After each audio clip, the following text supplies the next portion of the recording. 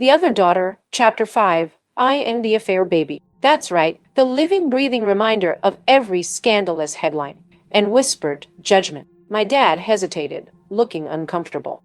I sighed softly. Jamie used to tell me he didn't get to spend enough time with you. He really admired you, but you were always so busy. Now that he's gone, I thought maybe I could stay by your side, to honor him in a way. Plus, you're so successful, practically a legend here. I'd love to learn from you. Seeing his expression soften, I pressed on. I'll start at the bottom, just like any regular employee. I promise I won't throw your name around or embarrass you. I'll even tell everyone my name is Jenny Bennett, so no one will know I'm your daughter. I won't cause you any trouble, I swear. He couldn't bring himself to refuse outright, but he didn't exactly give me what I wanted either. Instead of placing me in the headquarters of Nova Group, he secretly arranged for me to work at one of its subsidiaries, a venture capital firm, starting as a business associate in the development department. The HR manager at L. Pounds Investment, who had worked with my dad for years, helped keep my identity under wraps. No one knew I was Christian Baldwin's daughter, not even my colleagues. I even kept my education credentials a secret.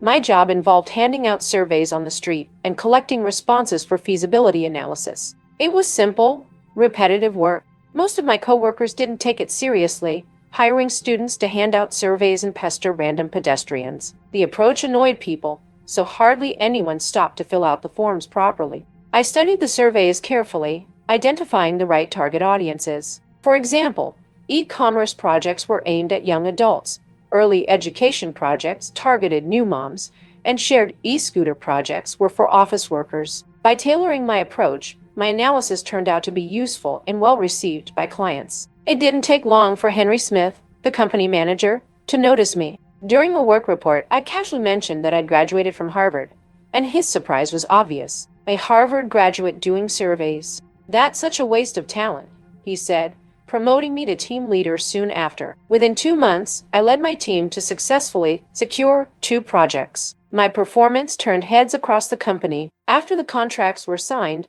I quietly let HR inform Henry about my master's degree. Why didn't you mention your education when you started here? Henry asked. You could have gotten a better position right away. I kept my tone steady. A degree doesn't prove anything. Skills and results are what really matter. A lot of companies think new hires have high expectations, but don't deliver. I wanted to prove myself through hard work, not credentials. That's how, in just 6 months, I became Henry's assistant. As his assistant, I was no longer dealing with small-scale projects worth tens of thousands. Instead, I started working with publicly traded companies, accessing higher-level resources and opportunities. One day, during a client meeting, I overheard that Crest Group had a billion-dollar investment project requiring evaluation. Coincidentally, Crest was hosting a corporate cocktail party that evening. I slipped into a season's latest burgundy Gucci wrap dress, styled my hair into loose, voluminous curls, and went for a bold, vintage-inspired makeup look. The event was held at the Evergreen Hotel. I thought I looked the part and would blend in easily, but security at the entrance was checking for invitations. "Excuse me, ma'am. Can I see your invite?" the guard asked. "Just a moment," I said with a polite smile, pretending to search my purse while scanning the area. Right then, a tall, sharply dressed man strode past. He didn't have an invitation either, but the guards didn't stop him. I quickly caught up, hooked my arm through his, and smiled up at him. "You're walking so fast.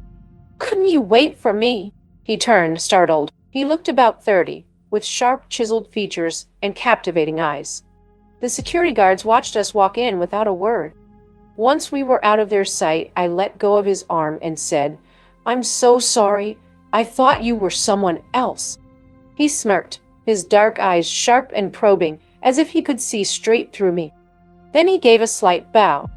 "It's an honor. Enjoy your evening," he said, before disappearing into the crowd.